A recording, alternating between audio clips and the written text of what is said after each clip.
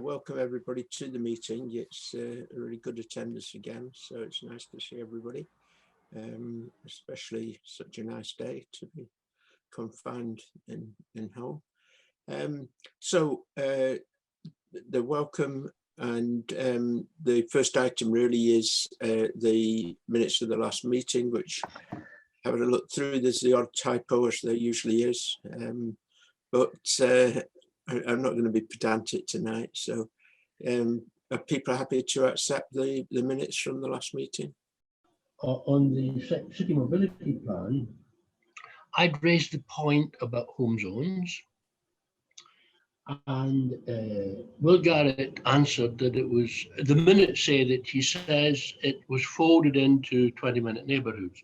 Well, that's fine. It does, the idea does kind of fit in to some extent with 20-minute neighbourhoods.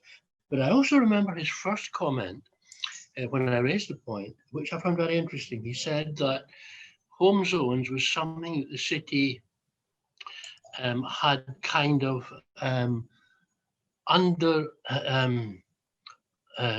what did he say? It was kind of under promised, but hoped in the future to over deliver. And I found that encouraging. So I wonder if that can just be noted for future reference. Something that had been kind of under, they hoped to in the future they kind of under promised, but they hoped in future to over deliver.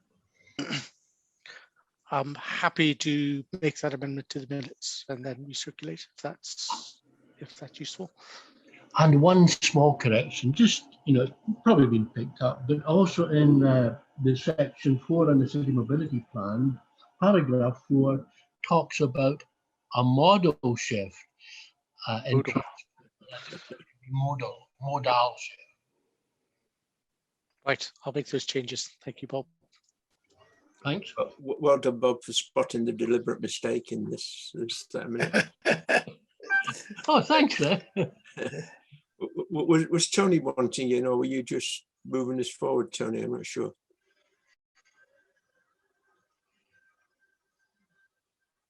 Okay, I take it no other matters arising. So can we very sincerely welcome David to the Civic Forum? I'm not sure that you've been to these events before, David, but I suppose we should congratulate you formally on your recent appointment to head the planning service in Edinburgh.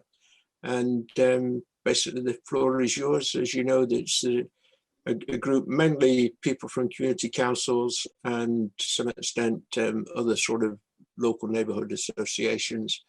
And if you want to talk to us a bit, and then we'll take some perhaps questions, discussion following from that. Okay, thanks, Cliff. And thanks very much, everyone, for having me along this evening. What I was going to do is just set out a little bit of kind of reflections on the last year, talk about a little bit about some of the recent changes in planning, kind of changes in personnel and so on, and then talk a little bit about just kind of where we're going over the course of the next few weeks and months. So just in terms of last year, obviously it's been a massive year for, I think, everybody with the whole situation with the pandemic. And I think you're probably aware of many of the things that we've been doing, but one of the big changes very early on was moving our service into a kind of fully electronic way of working. Obviously, everybody working from home rather than in the office, where we kind of operated a kind of dual system of kind of part paper, part computers, and moving towards a kind of electronic service. But there were changes that went along with that, which were committees. None of us had, I don't think very many of us in the service at all had used Zoom before or anything like that. And of course, we were initially using, I think it was Skype, and then we moved on to Microsoft Teams. And we did a lot of work to get the committees back up and running. And doing that, we spent quite a bit of time kind of testing things and trial running things, so that we managed to establish that, because what we felt was it was important to get the functioning of the planning decision making back up to something that was kind of more resembling normality as soon as we could. laterally, what we've done is we've introduced hearings again. We hadn't had any of those in the kind of early part of the pandemic, but we've had some hearings, and I think we've over the course of the last month, in fact, we've had some, and that's been good because that's allowed communities to be able to participate as appropriate in the planning decision making kind of forum, as it were. So that has been a good thing. During the course of the year, we've also been looking. We've kind of not sat still. We've been looking at different ways of working, and there's also been a backdrop of a rising number of applications, which is quite interesting because I think we kind of expected, you know, there was definitely a big drop in number of applications back in April and into kind of May last year, with some degree of recovery after that. But we kind of expected maybe, if we're lucky, we'll get back to kind of normal levels of numbers. But what we've found is that the numbers that we're receiving at the moment and over the course of the last few months, they're higher than the normal average.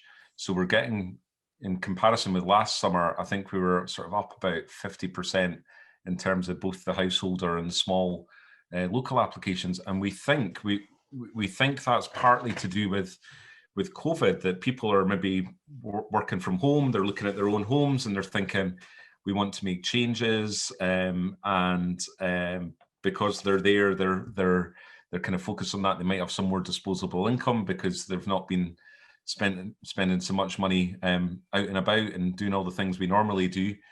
So there's maybe factors there. And then of course with businesses, what we know is that businesses are having to change and adapt to the kind of post-COVID world. And so I think we're getting applications as a result of that. So there's been quite a lot of change in the last year, and I suppose what we expect is we're not at the end of that yet. I think we might see some more of that over the course of the next few months as people continue to adjust. And I suppose the next big thing will be for ourselves within the council is going back to the office to some degree. But I think there'll be a big appetite from our team to continue some element of home working.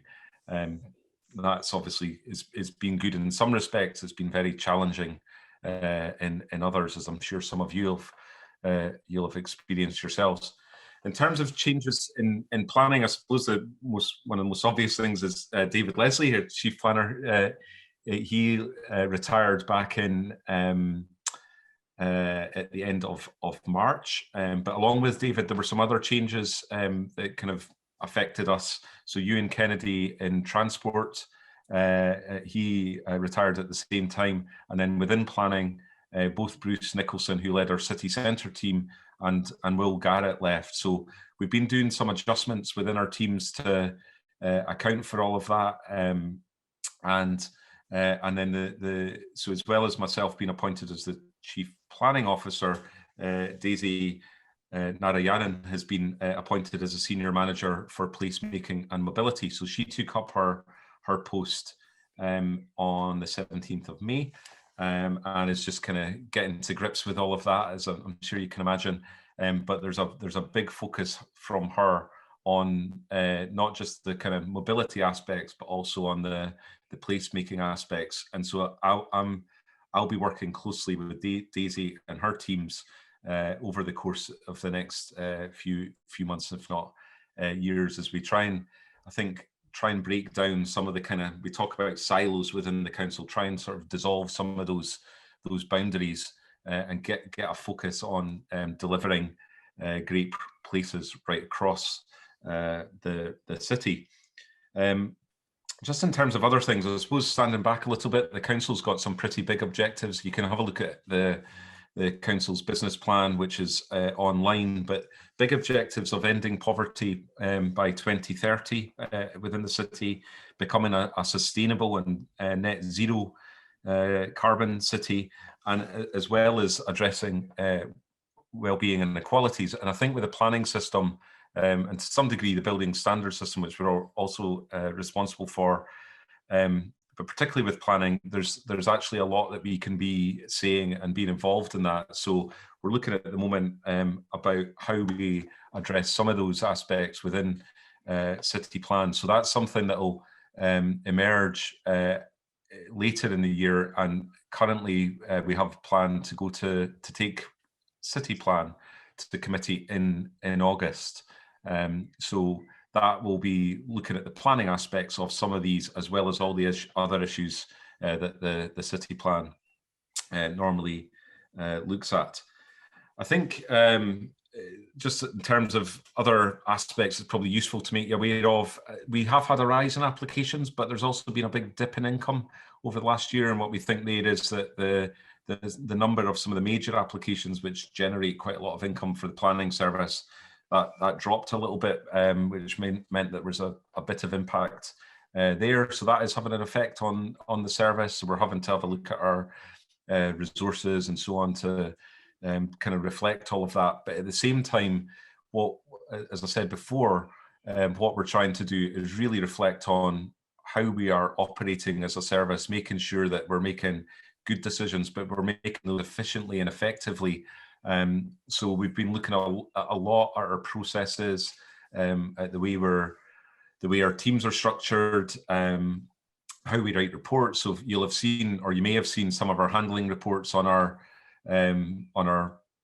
delegated decisions, where we've tried to simplify the planning reports, make them easier to read for individuals that are trying to understand why we've made our decision, but also importantly for our staff, make them simpler and easier to input into our what we call our uniform system, which is our handling system for applications.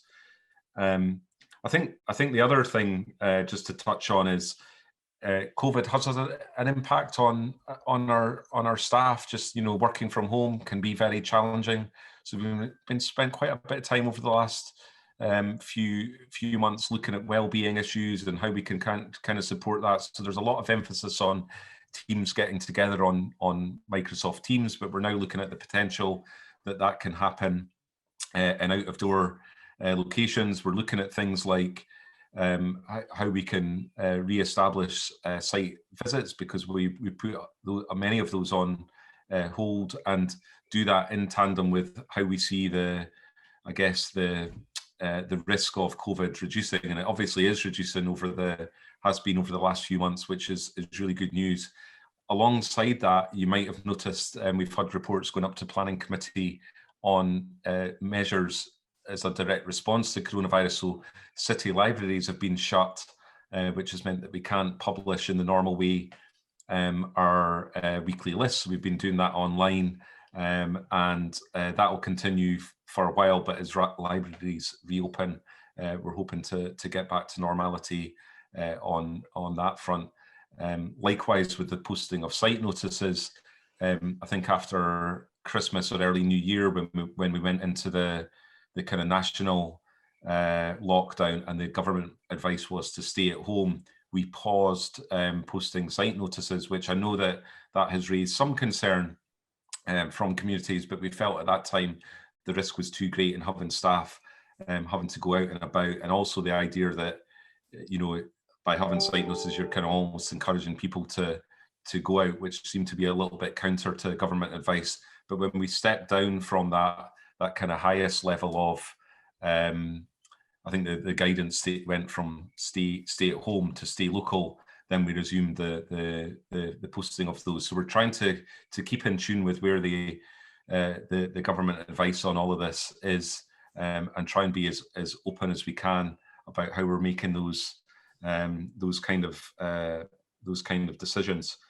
So, as I say, going forward, things to look out for. Probably the next big thing is the low emission zone. We're expecting a report to committee in June on that. So that's going to look at how the council addresses that issue, and then, and probably most important for yourselves, city plan. And as I say, aiming for the 25th of August for the committee for that.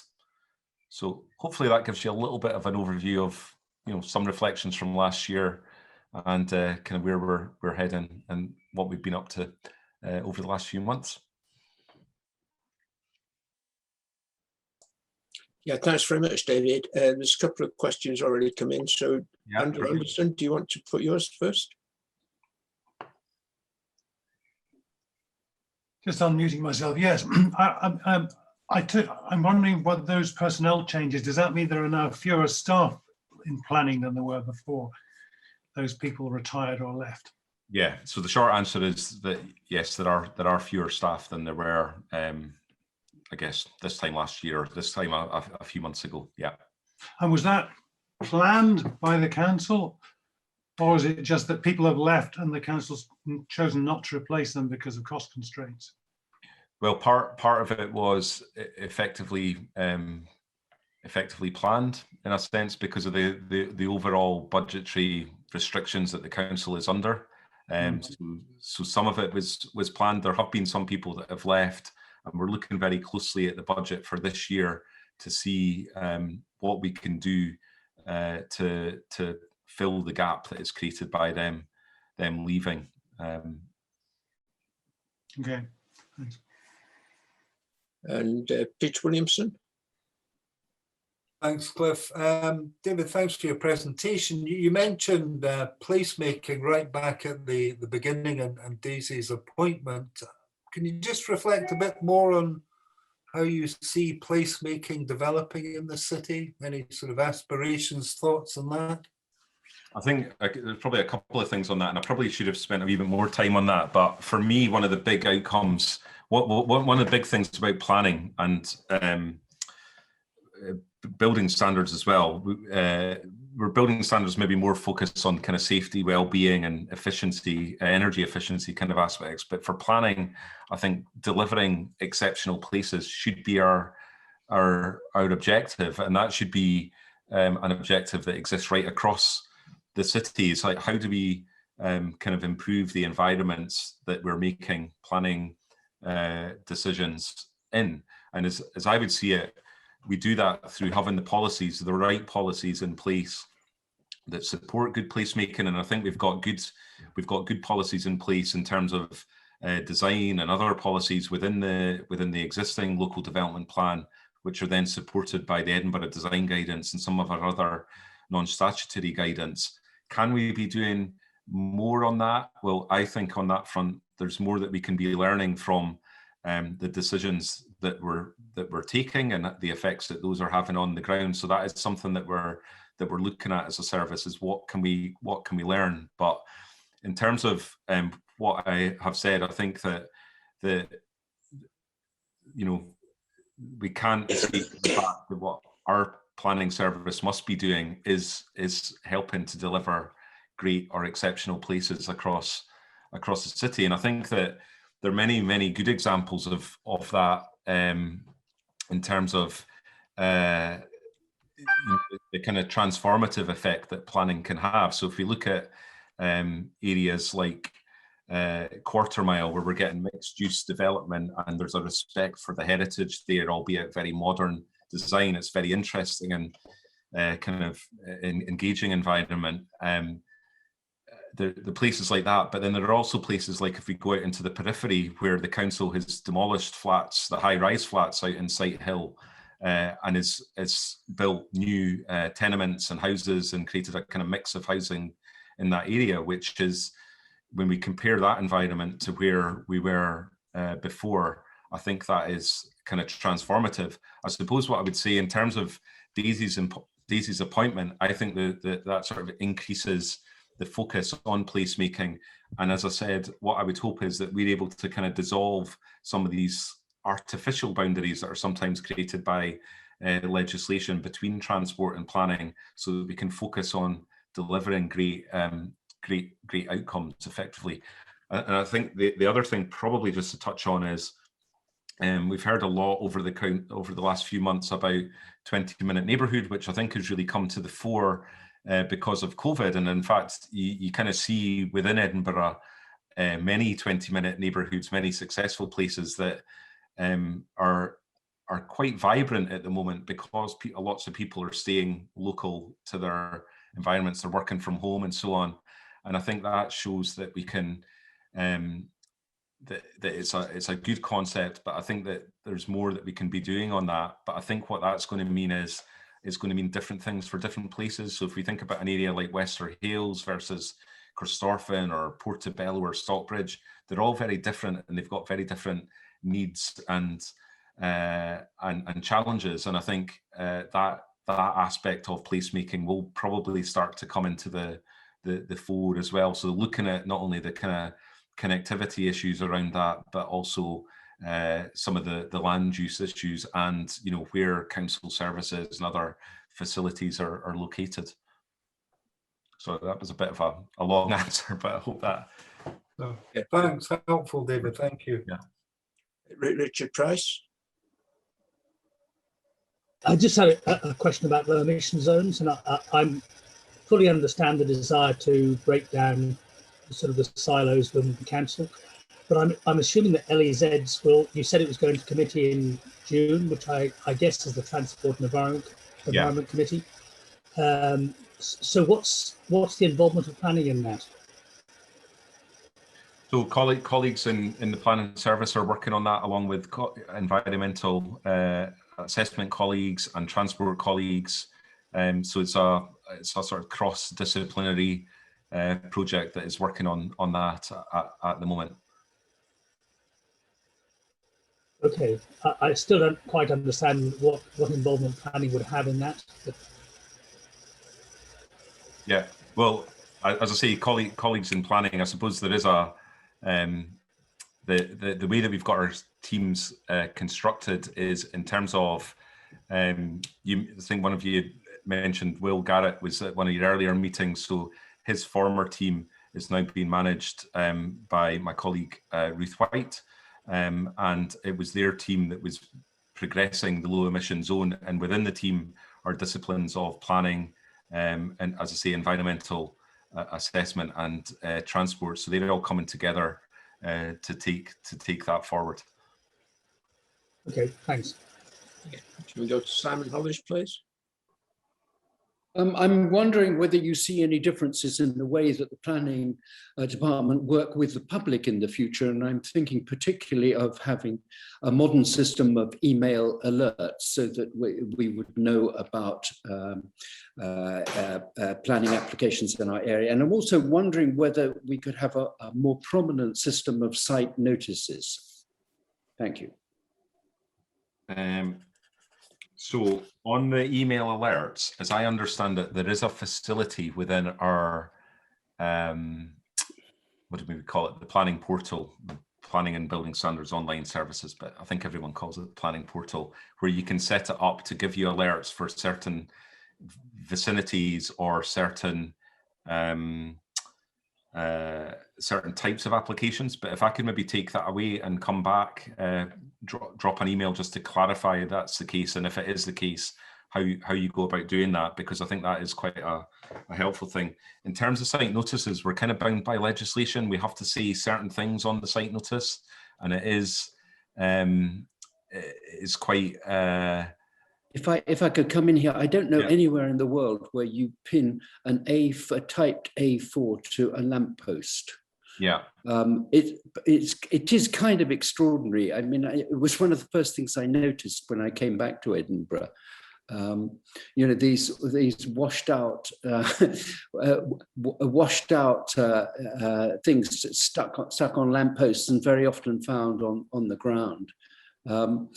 I'm used to in Japan, we have a large plastic printed notice is put, you know, at least an A3 size notice is put before any kind of development at all. And I guess in most other countries as well. Okay. Well, listen, if I can take that one away. I mean, certainly I would imagine to make a change like that, it might not be the easiest thing in terms of the way that our systems and so on are set up, but and the key thing we have to do is follow the legislation. So I'll have a discussion with colleagues about that, because I think that's quite an interesting point, because I think if we're going to spend the time putting the notices up and then people aren't reading them because they're too small, then we might question why we're spending the time putting them up. But of course we have to put them up because that's what the legislation says. So yeah, if I kind of have a wee look at that and see what. I mean, obviously they're desirable, yes. I mean, we do need site notices, yeah. Thanks, Sam. And can we go to Elspeth Wills, please? Hi, I just wondered Wait a minute, am I muted? No, you're fine, Elspeth. Just You're go. fine, good. I just wondered when the current Wild West with pubs and restaurants being given much freer rights to put out tables and chairs is going to come to an end. I've been quoted September, but is that right? So at the moment, obviously, we are taking a more relaxed approach to how we enforce these things, and I think that is very much coming from the perspective that businesses have been massively affected by COVID. I think the other aspect of it is that we know that people want to get out and about. We know that people are social creatures, aren't we? So we want to meet with our friends and families and so on. And many of the businesses don't have sufficient space within their bounds, within their buildings, I guess, to adhere to the government regulations on social distancing and all the rest of it. So we have said that this is an exceptional circumstance, and that we're effectively taking an exceptional approach to it by allowing the installations to happen. And that's happening throughout the city. I suppose what we are looking at is what the impacts of those are, and we know that sometimes they have impacts on residences, nearby residents, and so we're kind of factoring that into our thinking. So we have had enforcement inquiries about some of these, and we're looking at them very much on a case-by-case basis. Yeah, I think we'll come on to this in the next item on the agenda anyway. So if it's okay with Elspeth, can we just park this one for now and then come back to a wider discussion of it? And in that case, thanks, Elspeth. Can I go to Jeff Cantley, please?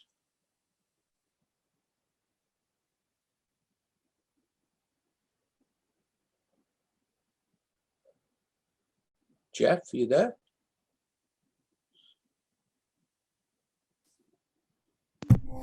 Hello, yes, I didn't ask a question, no. Oh. I think there was a comment there about could we have drainage holes in the site notices so that the rainwater doesn't get in. They need to be filled with water, yes, it's extraordinary. Yeah. It's quite ridiculous. I'll as I say, I'll have a look at that whole site notice issue and just see if there's any other options there for us. Good. Thank you. Yeah, thanks, Jeff. Sorry, I realised it is more a kind of suggestion than a question. Wendy, for the next one, please. Yes, mine is really, well, you can see it's about the fact that in a way the planning decisions are well behind the curve as to what the city actually needs in the future. And Hello. I wonder whether you agree with that, and what you know, how soon can we get some kind of idea of what the city does need, so that planning decisions are more appropriate. I mean, we're living with hotels under construction and you know, that kind of thing, where there's likely to be over provision. Okay, yeah, just unless there's a quick answer, I think again that leads into the next item on the agenda. But right, okay. Do you want to? Is there a quick answer, David, or should we just come to the wider discussion now? Maybe come back to. I mean, I suppose the thing is, at the moment, the policies remain the same as what they were a year and a bit ago. So we have to look at first and foremost through that policy prism that's set out in the development plan. But as I say, we are looking at the city plan. I think city plan will certainly be looking at the student housing aspect, and we know that tourism remains a major force within the city economy. So there does remain a need for hotels. I suppose time will tell, and the market will probably look at the number of bed spaces that are needed across the city. But I think what we're seeing is actually that the market doesn't do that. It's not very good, and there has to be a lead in planning from the city. You just can't just leave it to the market. I mean, the fact they're building student housing seems to us bizarre, but they, you know, that's what they want to do, and it may be, and it's losing quite valuable sites that could be housing. Yeah, well, I mean, I guess, as I say, city plan is going to be, I would expect, refreshing the policy on student housing, so that will look at that. But there is a big demand within the city for student housing, hence You don't know that post-COVID, do you? I mean, you know, life is changing. That's the whole point. Yeah. Okay, let's come back to this, because I think, you know, it's a really interesting question. But I think it is part of the next item rather than the sort of current thing. I think Norman's point, which follows, is also perhaps is part of this stage of the agenda, but can perhaps be answered fairly quickly. I think what he's asking for is, now there's been these staff changes, can we have a sort of organisation chart so we know who's in what team doing what, basically? Yeah. That'd be helpful, thanks. Is that okay, Norman, if I can move on, unless you shout? Yes, and if you can expand it to the whole of the police directorate, it would be even better. Yeah, that's a fair point. And Simon, for a second, bite of the cherry.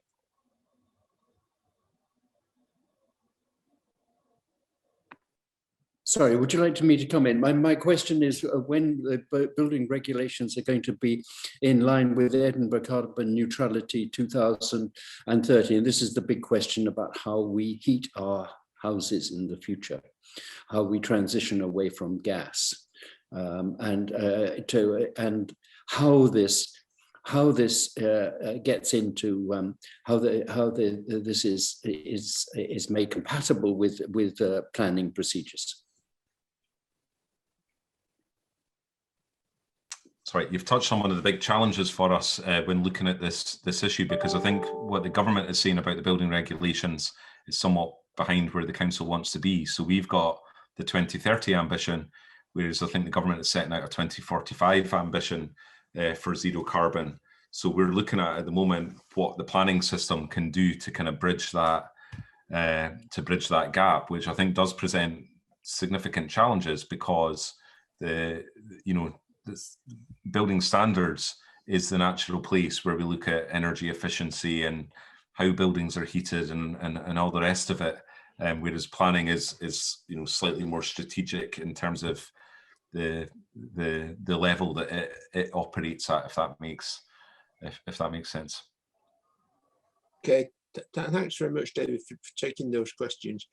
I would now like to move to the next item on the agenda, which is really looking at this changing context in the way that's already been raised, as say by Elspeth and Simon just now, and probably others as well. And but just before that, can I just ask one thing, because I always like to have the last word on things. With the emphasis on placemaking and Daisy's appointment, which I do welcome, and I have some experience of working with her, not paid work, but I've had I've been engaged with her in situations, and I'm sure she's going to bring a lot of passion and energy and skill to this role. But in all the enthusiasm for placemaking, where does conservation sit within this? Because, as you say, there are different areas of the city where there are different needs. And when we're talking about, making great places in Edinburgh, I think the view would be there are already a lot of great places in Edinburgh. The challenge is to ensure that they stay great places. Yeah. So can you maybe pick that bit up? Where does the conservation side of planning fit? Yeah, I definitely don't see it as one or the other. I think and you're absolutely right. And it's kind of like, why do we, I suppose, one of the reasons I probably got into planning and architecture was because of Edinburgh and the fact that it is an absolutely fabulous place to be, to live in, to work in. And it has some absolutely phenomenal heritage, which in turn has a fantastic urban design. So I don't think there's any question that heritage is always going to remain very, very high on our agenda as a planning authority, and we'll have policies in place which are going to help support that.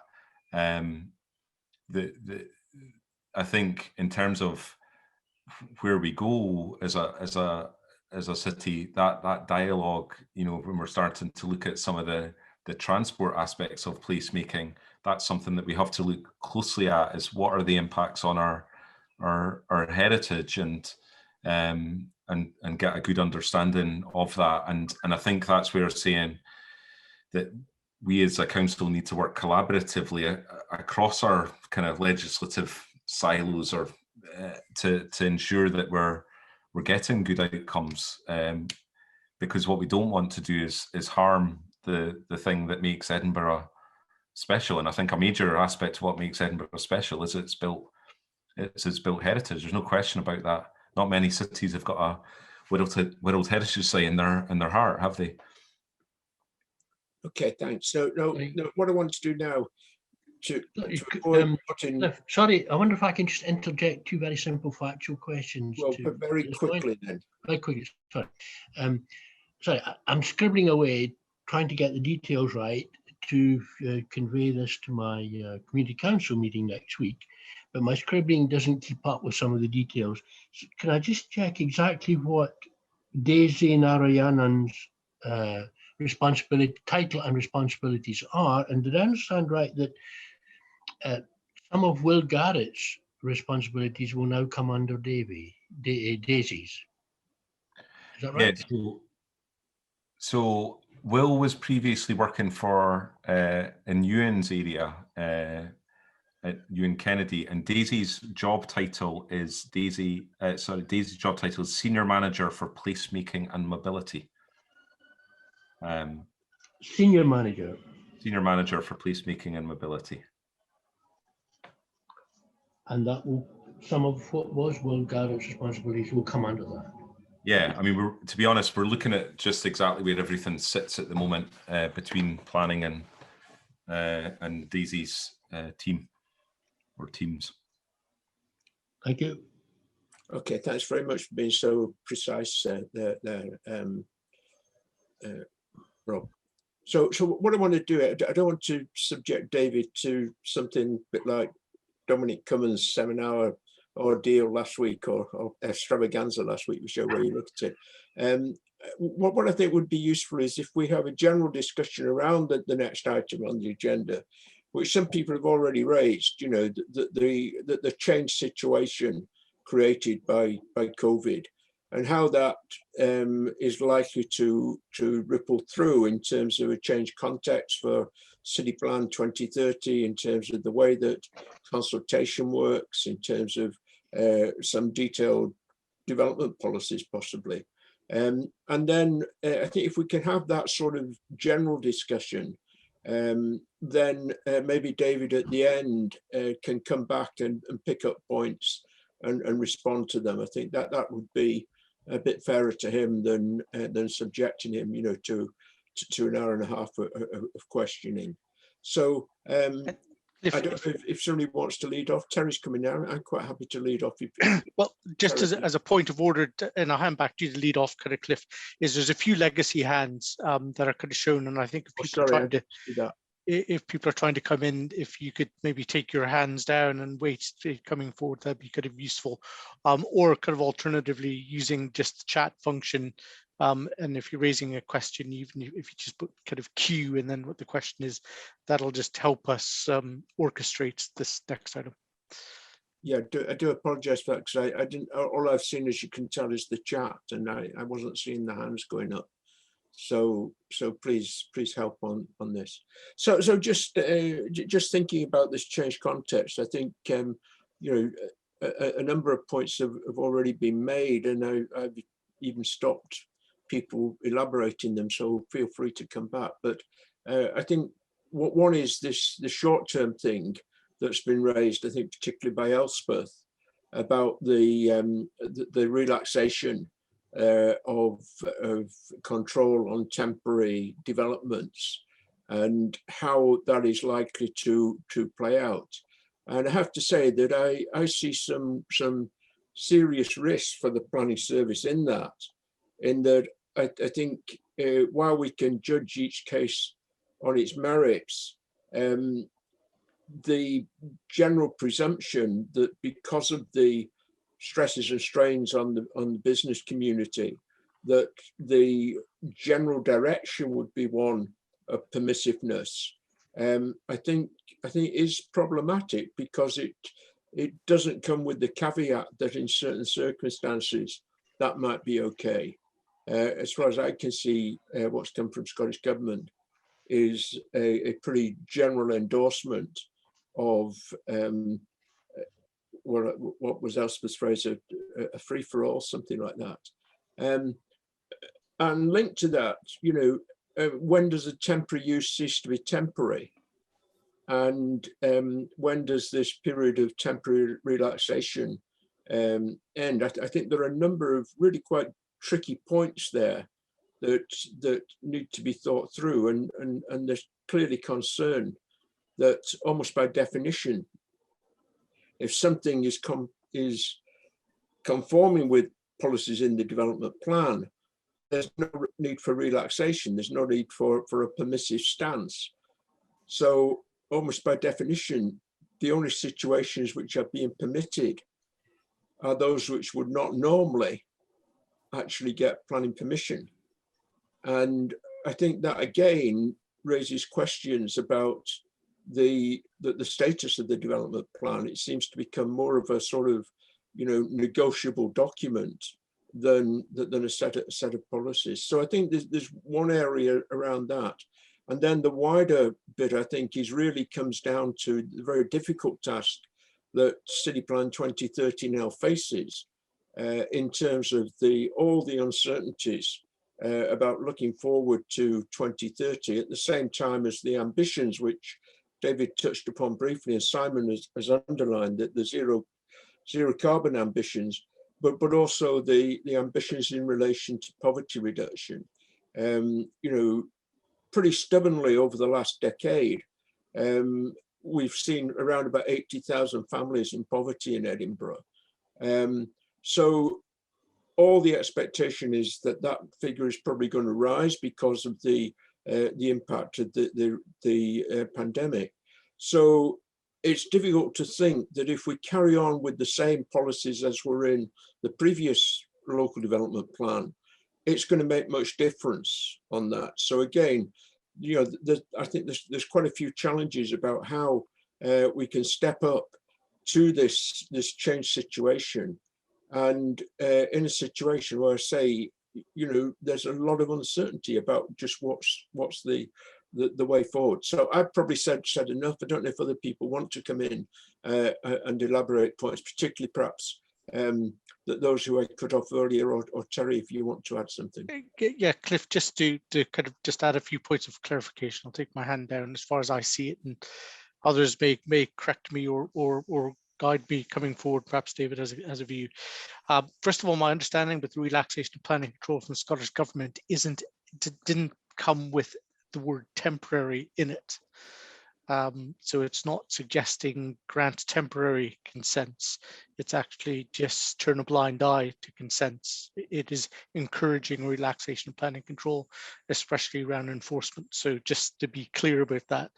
And there's a second related point, given the specifics of Edinburgh, is as many of you will know, Edinburgh has more listed buildings in any local authority with the exception of London in it. So there is, and it captures your heritage point. I've sought to get some clarity on this without success, but it's the nature of the two kind of acts, in the Planning Act and the Listed Building Act, where a breach of planning is a civil matter, but a breach of listed building consent is a criminal matter.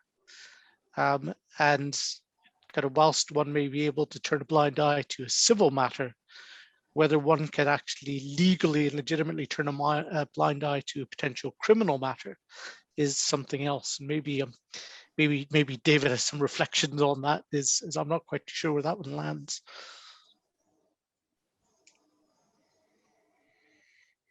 Yeah, thanks, Terry. So I'll open it up to general comments at this stage, and I'm particularly conscious that I steered Elspeth away from her point. If you want to elaborate more now, Elspeth. Yeah, please. I think I would disagree with David in terms of the pub's behaviour. It's some of the larger pub chains that are the worst offenders.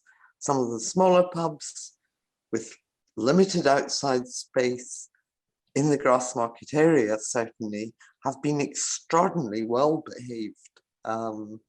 Whereas the big pub chains, it's anything goes. We'll have anyone from Prince William down to Stag and Hens. I think also one has to bear in mind that talking about the urban fabric of the Grassmarket is superb. It is an open space. It's not housing for outdoor drinkers, and that's what it's become, with impacts on residents, with impacts even on tourists. So there is an urgent need to sort out that situation. I don't know who does it, but it's certainly the community does not have the power to do anything. So that's why I'm keen to know when life will return to something like normality. And also, just on a totally separate issue of site notices, please remember that I think 30% of the population is not computer literate. So all this talk about planning, doing Twitter and Instagram and so on is just pie in the sky. We need legible site notices. They are a very effective way of getting the news around a community. Okay, thanks. And now I'll shut up. Thanks, Elspeth. Wendy was another one that I sort of cut off a little bit. Apologies. Do you want to develop your points, Wendy? No, not particularly right. Just I am very concerned that it's as if the COVID's not happened. The kind of planning application, I've got the feeling there's a kind of free for all, development companies or whatever, sort of grabbing their chance. But and also the fact that there were a lot of approved planning applications in the pipeline, and those constructions are going ahead. They seem to me just heading in the wrong direction. I mean, my personal aspiration is that the city centre should become more residential. I mean, Edinburgh's always been appraised for being a living city. Well, quite frankly, at the moment, that's exactly what it is not. It's rapidly losing that kind of status altogether, particularly in the old town, and the sort of problems we have, like that Elspeth has cited. There's so much that could be done, perhaps with redundant student housing or whatever, because there will be redundant student housing. I'm quite convinced of that, because there's just so much of it. And we're obviously hoping that the Airbnb controls will actually quickly come into play, and we'll get some housing back. So that's my aspiration, but I feel a bit desperate, because it doesn't seem, the last people who seem to realise this, are the council, and these planning decisions are carrying on, and then they are, they're implemented, and then whoops, like a lot of things in the past, there's too much of this stuff, like there were too many offices at one point, and that's where I'm coming from anyway. And Jeff, do you want to follow this? I see your comment there. Well, I've said it all there, really. I'm concerned at the inflexibility of student housing. I understand it can't be used as single-person accommodation. It just doesn't have the right facilities or services. I'm not quite clear what the problem is, presumably not space standards, which have been largely abandoned. Perhaps David can clarify the position on that. Can I just add a little bit on that? I mean, I think one of the issues, again, is that there's no affordable housing element provided alongside the student housing. So, and Ken, going back to what I was saying earlier about if we're going to make impacts on inequality in the city, student housing is really actually making us sort of run up the wrong side of the escalator, if you can see what I mean. Also, I think the same is pretty much true with buy-to-let. That there's a lot of buy-to-let development going on in the city. And again, that comes with reduced standards that in terms of a recognition post-COVID of the need for greater space around the house with more people home working, it seems an unwise direction to move in, more something from the last decade than from the current decade. So I think there are a number of issues really around. I mean, a lot of this is down also to the way that central government operates the grants to housing associations and social housing providers. So it's not easy. And I think to really make impacts in these things, as I've said, it looks to me like we're going to need policies that are significantly different from the ones that we've operated over the last decade. But probably I've said too much. Anybody else want to come in on this? No. I can keep talking all night if you want. I've unmuted myself. I wanted to pick up on the student housing aspect. It's one which we've certainly suffered from.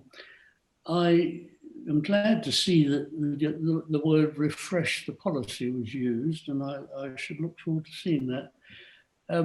I don't see why there should be an essential difference between the standards for student housing and those for normal flats and single bed flats and that sort of thing. And there's no doubt that the policy so far, when the market changes, and I'm not saying if the market changes, when the market changes, and perhaps we don't get quite the enormous numbers coming from overseas that we have now, we're building the slums of tomorrow. And I think that's a tragedy.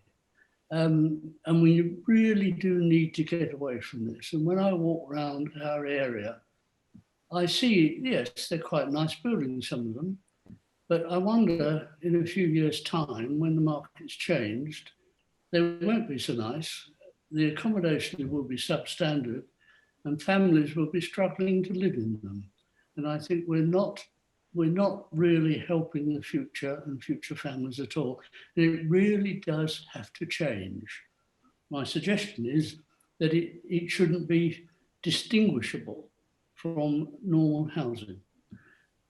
Changing the subject completely, if I may, briefly, I hope that the new local development plan will also look at, I won't perhaps use the term green belt because we've lost it, and I don't entirely regret that. It's more what we have and what we ought to have, perhaps as a green necklace. The point about a necklace is it's linked together. So we need to look at, I think, the quality of our greenbelt land and the quality of our open space. And as we move to greater and greater density, and I don't quarrel with that either in the urban area, we do need to compensate that with quality open space. So those are my 2 points, and then I'll shut up. Thank you very much. And Doreen, do you want to come in with your points? Yes, I'm here. I'm representing PAS, the Portobello Amenity Society, and just listening to the discussion and the talk, I'm struggling to find how the council and the planning area set priorities. And I think at the sort of on the ground level here in Portobello and PAS's current preoccupations, it's about cafeterias taking over public space, space which people cannot necessarily afford to use in cafeterias. And it's about an impossible situation with lack of public toilets. And I'm sure that's replicated in other areas of the city. So very basic things are not happening at the expense of helping businesses. Now, of course, we need to do both, but what I'm getting back to is what's the philosophical or the ideological basis for decision making in an area like planning? How do you link? Is there a real statement by the council that planning can link to? And if there is, how do you link with that to set priorities and decide on what values you want to reflect in the way the city's money is spent, the ratepayers' money is spent? Thank you, Doreen. Anybody else wanting in?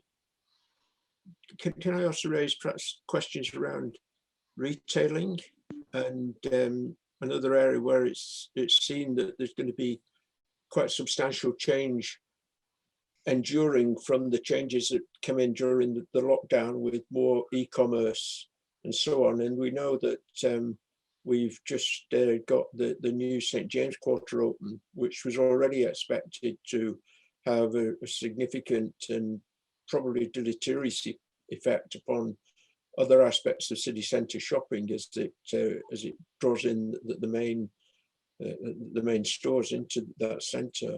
So I don't know again if there are ideas about the way that the retailing pattern in the city may develop in the future.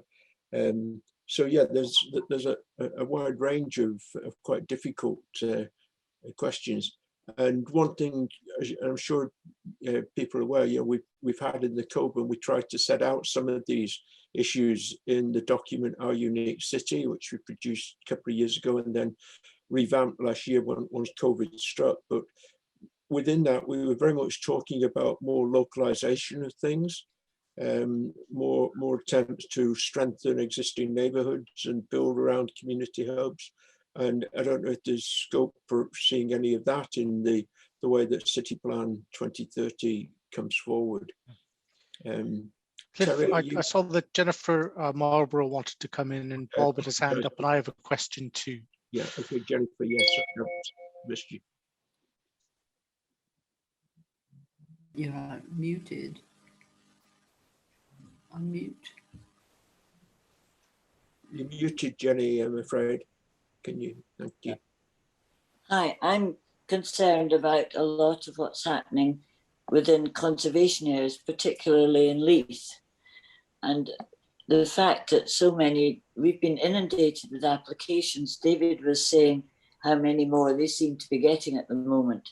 And a lot of them are using the current legislation to sort of bypass the issues relating to carbon neutral issues, and wondered how that was going to be addressed. I know he said they're looking at it at the moment and hopefully something will be in the new one. But these applications are already here and we don't seem to be getting the attention we expect for our conservation area. There's hardly an area in Leith that isn't a conservation area and listed buildings. And we've got developers who are coming from outside of Scotland and people who don't know anything about the area and don't appear to be interested in our heritage. I was just wondering if I could have some response to what's happening. And a lot of it's sort of COVID related because it's so difficult to contact people. Thanks, Jennifer. Terry?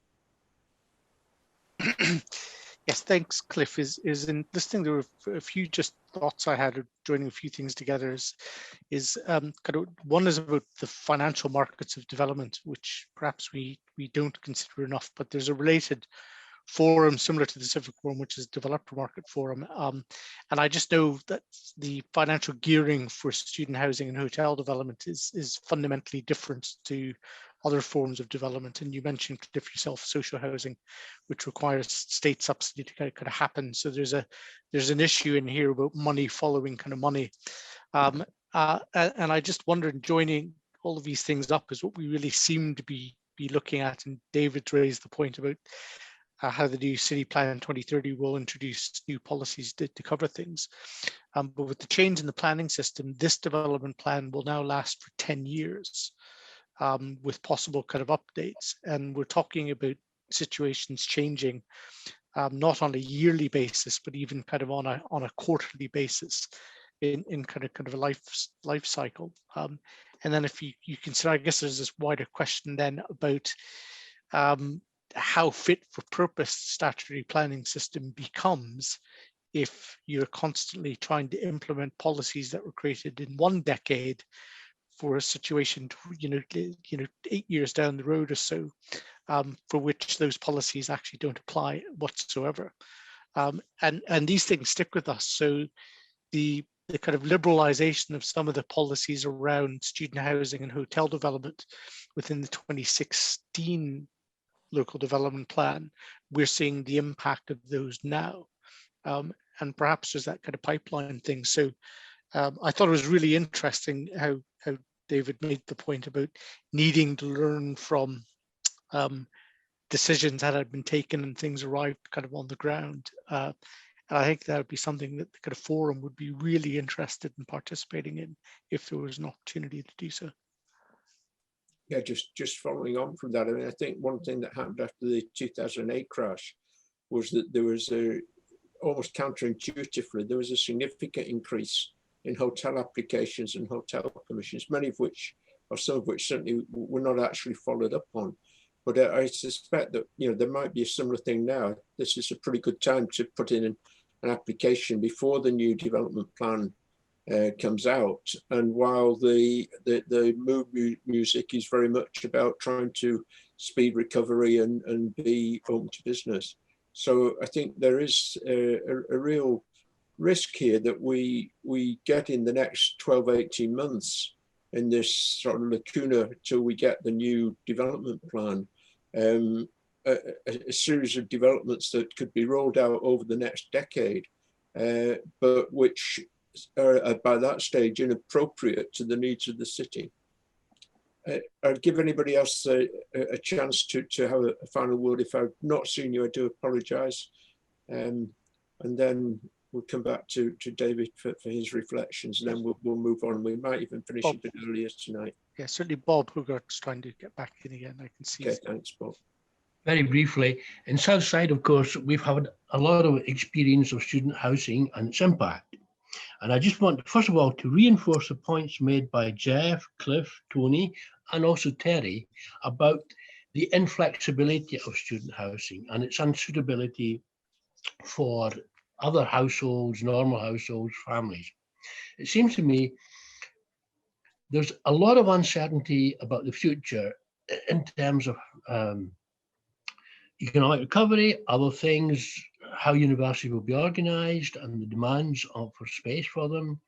And in facing uncertainty, it seems desirable that there should be flexibility so that as much student housing, as much housing that's built at present for students should be easily convertible to for other households and, let's say, ordinary families as a way of coping with uncertainty, to build in flexibility rather than inflexibility.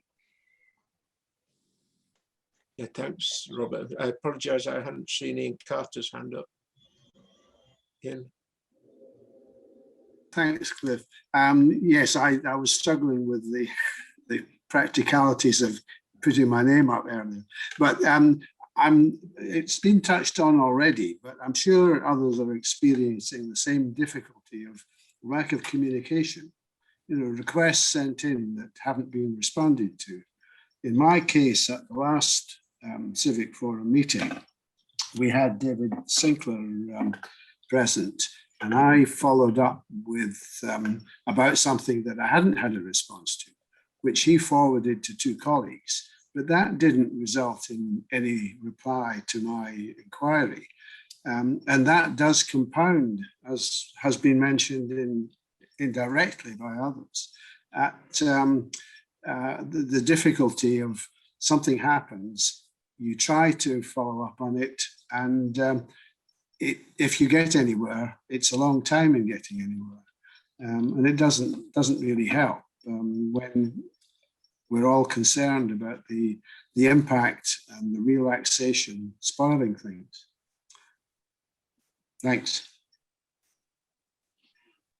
Okay, just one last word before handing back to David. I think that the issue on student housing, I think a lot of people feel that the higher education sector is actually in quite a fragile state at the moment. Not least also there's discussions, I think, as we know, going on in England about how unsustainable the business model is in terms of the proportion of students there paying back the tuition fees, which is a lot lower than what government had budgeted for in terms of its accounting in public accounts. And also, of course, the whole issue of Chinese students, particularly Chinese postgrads, which are now, I don't know an exact figure, but there must be a significant part of the income flow to the universities in Edinburgh. And, it's not impossible to envisage a situation where there's a deterioration in relationships with China that results in a significant drop in student numbers. I mean, it may not happen, one hopes it doesn't, but it's difficult to believe that, the trajectory of the last decade in terms of the growth of higher education and the model of that growth being led by overseas students is necessarily going to continue. So welcome to the new job, David. As you can see, you've got an unenviable range of issues on your plate.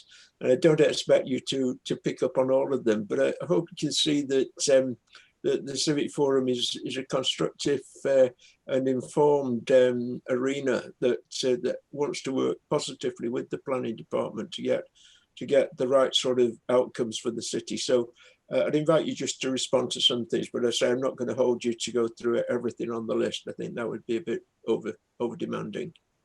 Okay, Cliff, thanks.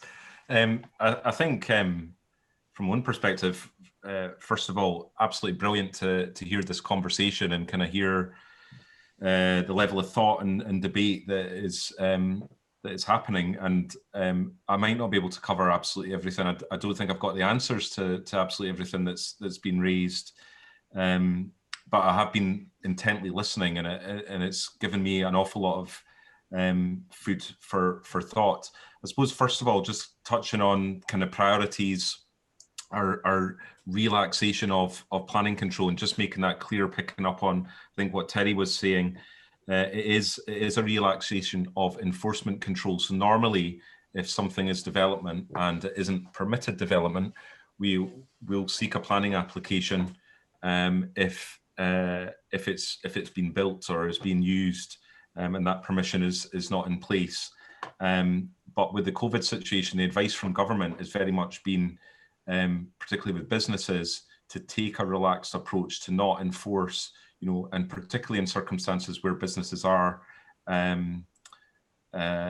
occupying spaces next to their properties. Some of the businesses will be occupying spaces within their properties, and there's almost, there's no sort of planning control over that. So, for example, pub car parks or whatever, we would see that as being a kind of ancillary type use. But I think there are limits, and I think that where it's having what we would consider a harmful impact on residential amenity, and where you're in situations maybe where you're going from a kind of quieter places to something that's becoming kind of noisier and more disruptive, that becomes more noticeable, and I think the other aspects of that are to do with extent. And I think was it Cliff, you touched on the thing about, or somebody touched on a thing about listed buildings, where things become a criminal matter. Well, it is an offence to do works without authorization, unless there are very particular circumstances to do with the repair of a building that's there's been an urgent need to do something. So yeah, we have to, as I say, we have to look at it on a case-by-case basis. But the general approach in terms of what are the, I suppose, the values that are lying behind this in terms of our decision making, is we are thinking carefully about the impacts on the businesses, because the businesses are there, they're employing people, and people's livelihoods depend on the jobs. And I think that if we took the opposite approach and says, well, we're just going to require planning applications to be put in place, that those take time to go through, it would slow things down, and it may mean that some of these businesses that we all, as people who live in the city, we benefit from them, that some of those would close as a result of that kind of approach. But I think it's really important for me to say that we're not seeing this as a long-term solution. This is something that goes hand in hand with the restrictions that are put in place by the government. So I think we need to see, when these restrictions end, and I think we, as I say, look at them on a case-by-case basis. There was a small comment about public toilets. I think down in Portobello. I don't know the specifics about Portobello, but I do know that the council has been looking at constructing some temporary public toilets in a few locations across the city. I think particularly because of the public health impacts of not having toilets open in certain vicinities that have become very busy. So I think there was a report that went to a committee of the council, I can't remember which one, quite recently, but I can maybe pass on the details of that to Terry and Cliff, who could maybe circulate it to let you know about that. The thing about pub behaviour and sort of the good and the bad, I suppose we would hope that any operator does do that responsibly. I think that would be the expectation of all of you. I think that would be the expectation of the council. But we can't control behaviour as such in planning. We can control land use, but we can't control how people operate. So I suppose that's one where I maybe don't have a clear answer for you. On Airbnb, the council is looking towards preparing a control area for short-stay lets, and we will do that in the near-ish future. We're waiting on government guidance on that to see how we should put that those control areas or that control area together. So I'd expect at future Civic Forum meetings to be able to update you on that.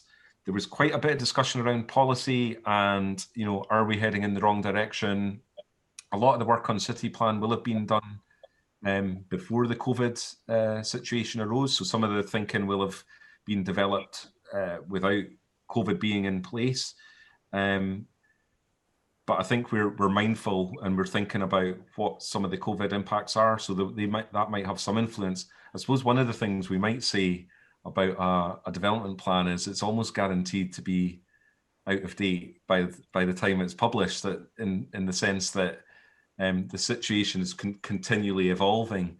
So I think what we need to do as a council is always just be looking one step ahead, and from time to time we'll bring forward pieces of guidance that help us adapt to changing circumstances as that arises, before maybe policies are in place to support that. So we've been looking at, I think, things like the student housing guidance evolved sort of out with the development plan cycle.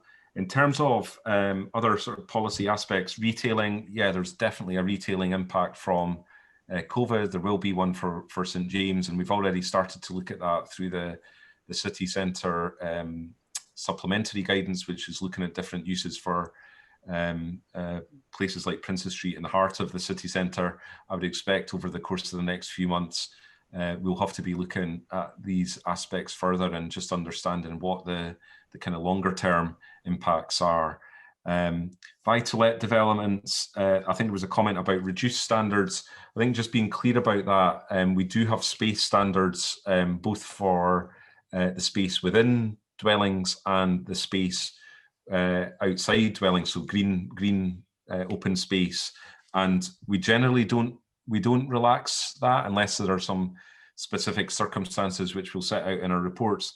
But we have seen with buy-to-let that sometimes the offer is a little bit different, so they're looking at providing communalised spaces that people can use. So if you live in maybe a relatively small flat, you've got a communal area that you can bring friends to entertain and kind of book out. And what we're looking at there is saying, well, if in, so I think there's been examples maybe in Fountain Bridge where we've looked at saying if the flat size reduces a little bit, if that can be okay if it's offset by other benefits elsewhere. I think the other thing to say about the buy-to-let is that it does provide something a little bit different from the existing housing stock within the city. So it's a slightly different kind of model with those kind of communalized spaces that we find. So that, I suppose, in some ways can add to the mix, but I think it's right that you're kind of sort of probing us on the standards, and it's something that we need to look at carefully with each and every application that comes along. In terms of greenbelt, we do still have a greenbelt, and I think I'm pretty certain that will remain within the next city plan. But I think the point about connecting up green spaces is a really important point, and that is something that we are looking at. And I think the other point was made about density, and my own view is that density can be a very good thing. So we look at areas like Leith, areas like Gorgie and Dalry, Morningside, lots of areas across the city, very densely built. And I think it's because of the density of those areas that they become such vibrant and interesting places, because density equals people. So that, I think density is a good thing, but it needs to be thought about in a way where we're thinking about green spaces, because people do need the kind of the space to breathe, in a sense, if that makes sense. Student housing, the question of inflexibility, I think, is a really good one.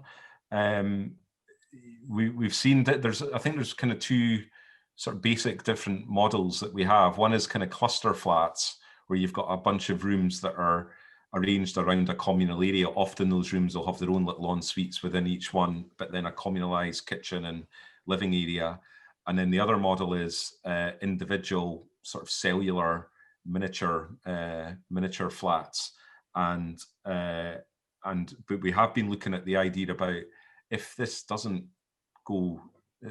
remain as student housing in, say, 10, 20, 30 years time, how adaptable is it? So that is a question we've been posing to developers, and I think that the cluster flat is more akin to a normal flat that a family could live in. But I think there are questions, because the standards, I think, has been pointed out, don't apply in the same way. So things like open space standards and things like that are a wee bit different. So so that I think the kind of question you're posing there is something that's definitely an area of kind of food for thought for us. And I suppose what we would hope is that if we can get good quality buildings that can be adapted, then we avoid that situation of them becoming potentially slums of the future. Obviously, we would definitely hope that doesn't happen. I think there were another couple of points. The point about site notices, I'm definitely going to take that away. Is there anything that we can do to make them more accessible in terms of just simple things like the size of fonts and how that's articulated? And then I think there was a final point about communication. What I would say is, I apologise if we haven't got back to you on an issue that has been raised. So I can take that away if you want to pass on some details of it and try and get you an answer to that. The other thing I would just say about that is it is challenging in the everyone is working from home, and there's different kind of strains and pressures that our teams all across the council are under, and so sometimes we're not always getting it right on our communication. So not that that's an excuse, because we try our best, but just to give you a little bit of that background. But as I say, if there's anything specific, if you want to get that forwarded on to me, I can have a look into it and see if we can get you an answer. So hopefully that kind of covers. I don't know if there's anything I've kind of missed out, but if there is. There's just one question coming from Michelle. Do you want to put that?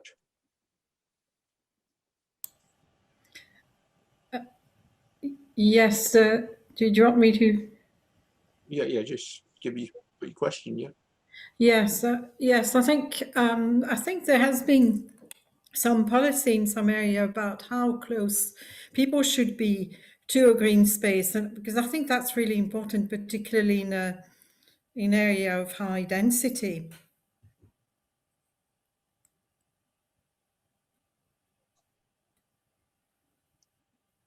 So can you unmute David, please? Sorry, I'm muted. Apologies. There are standards that are set out in our Edinburgh design guidance on this, and we've got, I think, 2 standards of open space, a large space standard, which I'll see if I can find for you. Bear with me.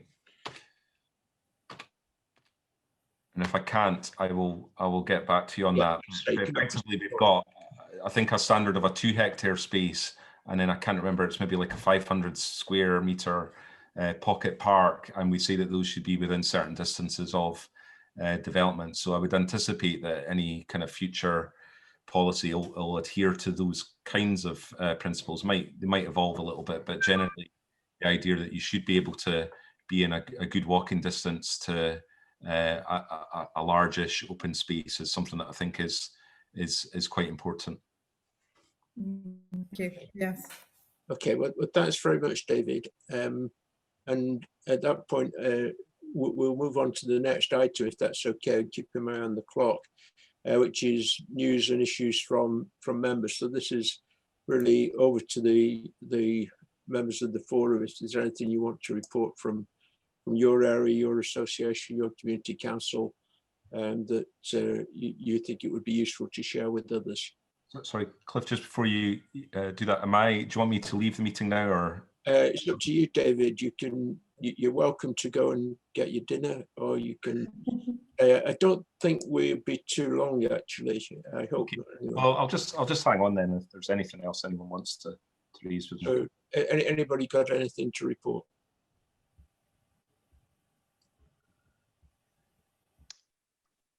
Simon Hollidge has his hand up. This is something I think maybe is for a future meeting, but in our community council, we are concerned at the moment about our relationship, the relationship between the community council and our councillors.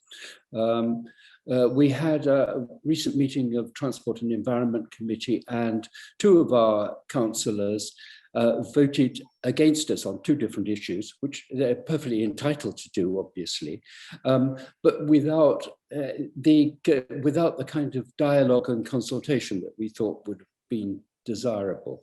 After that, I looked at the code of conduct of councillors, and I was surprised to see that there was absolutely no reference to community councils at all in the code of conduct.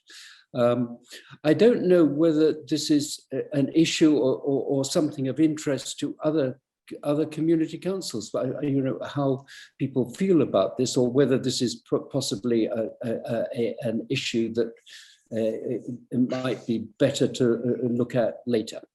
Thank you. Any immediate reactions to that? There's maybe something people could take back to their community councils. Peter Williamson has his. Okay. Yes, just echoing a bit what Simon said, and not getting into the particulars. I think one thing that was highlighted by this issue with the Transport and Environment Committee, and the way some councillors, it's got to be said, not all councillors, didn't engage, was that it was ultimately about an issue of placemaking. So it feeds back to David. It was about Broughton Street. It was about an attempt, I think a good attempt, involving local people, at least as a first pass, to improve Broughton Street and presumably surrounding streets as a place, just as David was discussing earlier. And frankly, there is an issue about the connectedness to the transport. The transport section of the council does seem to have a very narrow view, seems to have a rather engineering view of what's required. So it's partly what Simon was saying, but I think it also links into what David was saying. If we are going to have proper development of places across the city, which I think a lot of people wish to see, there needs to be a better tying in of planning to other areas of the council. Thanks, Peter. So maybe people do take back Simon's point to their own associate council, community councils, and consider whether it would be helpful to draft a statement for insertion in the code of conduct and present that as a suggestion to the city council, and we can maybe come back to that in the September meeting that we'll have. Any other news or issues that people want to bring up? In which case, thanks for that. And can we, unless I'm not missing anybody, am I? Can we go on to Doors Open Day? And I guess that's probably DJ, is it? I see Peter Schwartz has his hand up. Sorry, I'm not seeing these hands up. I don't know, have I got something on wrong? Anyway, yeah. I think, Peter, if you want to unmute, you have your hand up.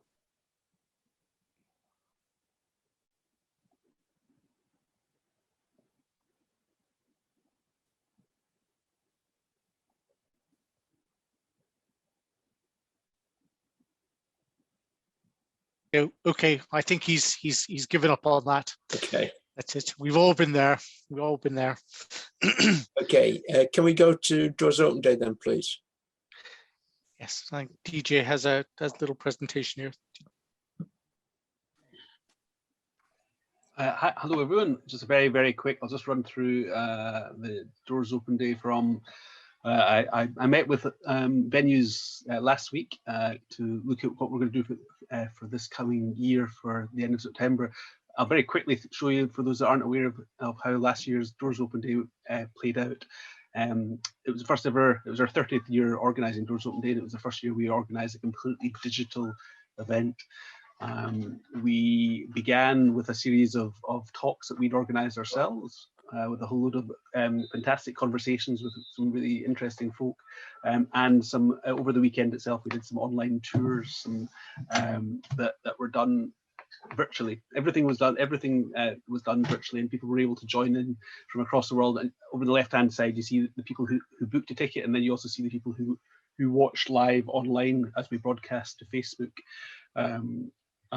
We also collaborated with individual organisations who did some wonderful canned events, like this from the Scottish Chamber Orchestra, who ahead of time went into some wonderful venues, recorded some great pieces of music, and then put them out at a pre-specified time so that people could get that live feeling from their own homes. The university participated in certain events and did live interactive events. The Observatory, I've just picked a few of them here. The Observatory did a whole range of things, as did the Supreme Courts. We launched a new online website, and I'm very cognizant of Elspeth's point earlier. There are large numbers of people who aren't online, but sadly, one of the most costly parts of Doors Open Days is the publication of a paper brochure that we have done for the first 29 years. But a big part of the brochure is putting out in libraries which weren't actually open, so there was all sorts of problems. So we have an online brochure as befitting the digital age, and next year we'll find another measure in that. But we know that our colleagues in Glasgow who put on a similar sized event, they have actually stopped producing paper brochures as well on environmental terms. But this new website is, you can look at it on your mobile phone, on your tablet, on your laptop. You can dial in by category, by keywords. You can go by geography. You can use the map function and find those venues that are near to you.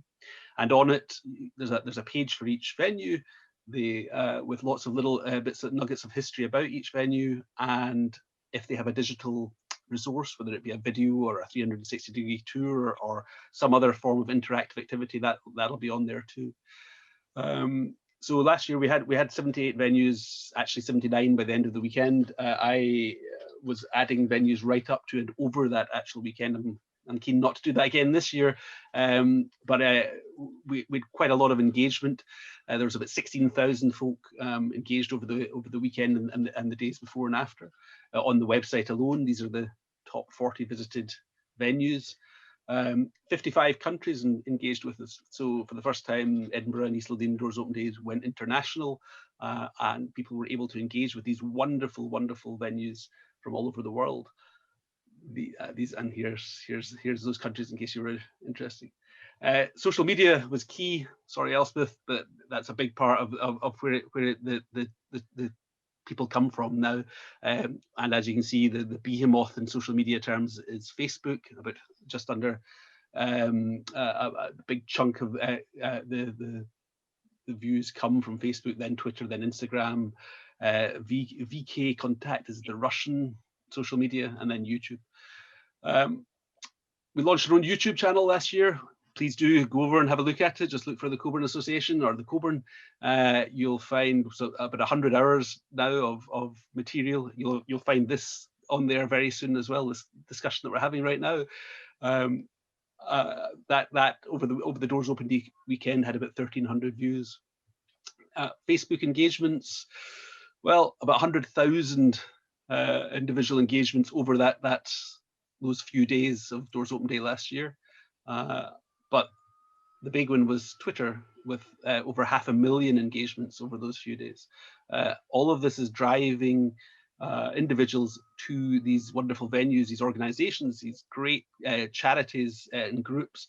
That's our role. We're signposting people to groups that needed some good news and some cheering up, and we're also delivering some things. So there's the key figures for that. This year, it's going to be a hybrid event. It's good. We're aiming. Every participant will have a digital resource of some kind, and we're looking at opening in the real world as a bonus. That's the only way we can look at this. So we're hopeful that it'll be back to more normality, but at its basic, it will be a digital event with real world as a bonus. These are the deadlines. So if you yourselves, if you're from an organization that has a venue that you'd like to share, that you'd like to open to the public, do get in touch with me and we'll make that happen. Alternatively, as many of you I'm sure will know of a venue you would like to see behind the scenes, and I can always cold call them and see if they would like to engage with Doors Open Day in some way. Get in touch with me with some ideas for that as well. So far, we've got about 65 venues signed up. This time last year, I think we had about 8. So we're moving in the right direction. There's still a lot of nervousness there, but I'm hopeful we'll have a great event lined up for you come the end of September. Great, thanks. Thanks, DJ. Any questions to DJ?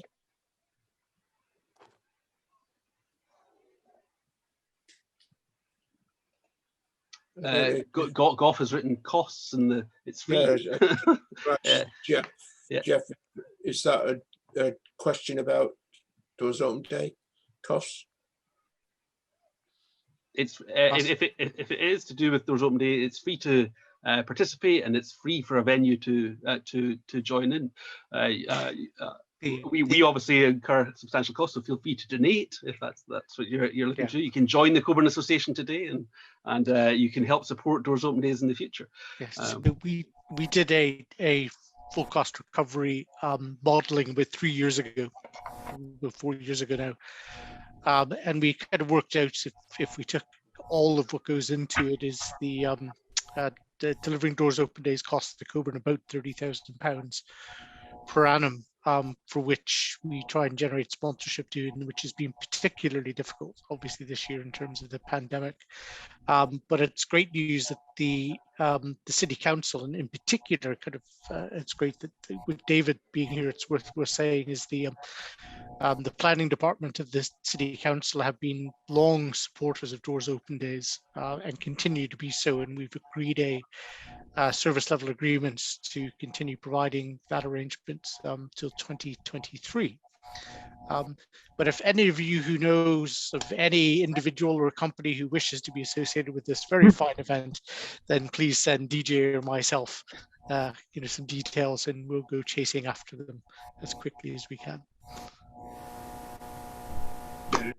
As chair of the Cockburn trustees, can I underline that the cost of Doors Open Day, the differential between the grant from the council and the real cost of operating it for the Cockburn is a substantial reason why we run a deficit budget that trustees are concerned is not, sustainable forever. So please try and help draw up some support for Doors Open Day, and thanks to DJ, who's just done a fabulous job. When you think of the pressures last year, it's quite possible nothing could have happened at all. And it sounds like we're on track for a really good Doors Open Day 2021. Here's hoping. Terry, hand up. I'm clapping. Oh, sorry. Right, okay. Can we then move on to the next item on the agenda, which is the draft forward programme? We need to decide a date for the August or September meeting, and then the December one. Yes. So Terry, go on, then you talk us through this. Yeah, well, the critical date for the upcoming one, the scheduled meeting, it's usually the first Tuesday in the month, which would really be the kind of 6th of September, but 31st is where we kind of park this one as a bit, just because of the nature of the end of the date. I think quite a bit of this will depend upon the planning committee approving for consultation the City Plan 2030 going out. And I would be keen, and this I can have a separate conversation with David about this, for the Civic Forum to perhaps have several meetings or discussions about the kind of items going forward. It's a crucial document for us. We've certainly had Ian McFarlane on numerous occasions talk through it. And I think there's been much in it that we have seen that we have liked as a group. So it's carrying that kind of forward. So I think as it stands, perhaps the 31st of August is the best date, but that is subject to a possible shift if that's just what's foisted upon us by the decision-making processes. The second date is just one for your diary going forward. We'll circulate these as well. There is an issue which has been kicking about. We'd always like to hear from you about issues you want to bring forward, but there are changes in the kind of waste collection systems kind of across the city. And I know that a number of you have been involved in those discussions. So that might be an opportunity, although that's getting a bit far down the road for it. But if there's any particular item you'd want us to put on the agenda, then just send me an email. Yeah, I said at the start of the meeting that I'd try not to be my pedantic self, but I do think that 2nd of December is a Thursday. And I wonder if that is a deliberate mistake, or should we? Yeah, that's me running without thinking.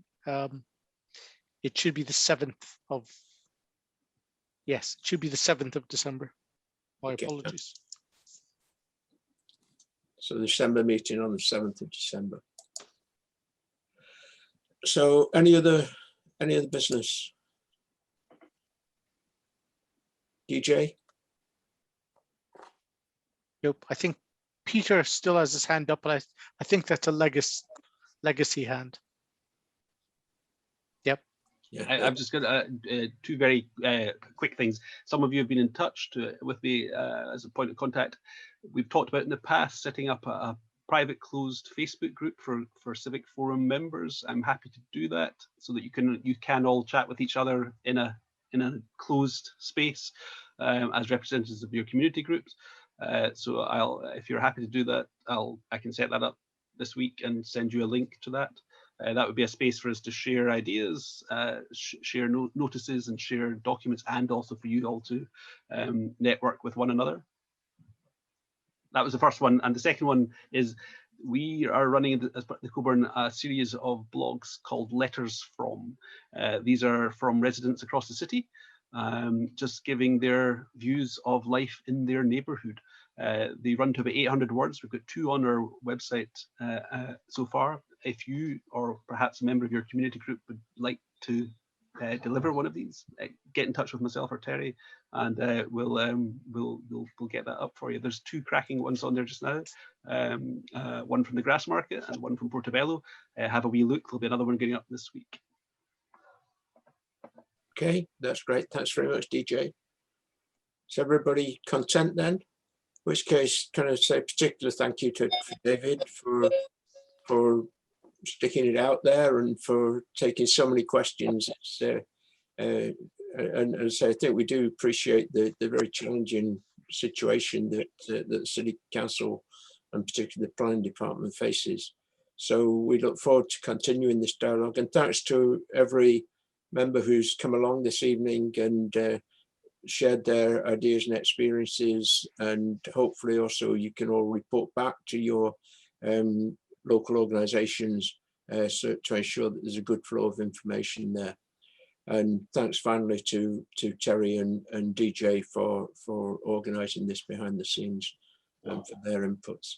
So thanks everybody, have a good evening, and we look forward to seeing you at either the end of August or early September with City Plan 2030, hopefully coming into shape. Okay. Thanks very much. Thanks, Cliff. Thank you. Thanks everyone.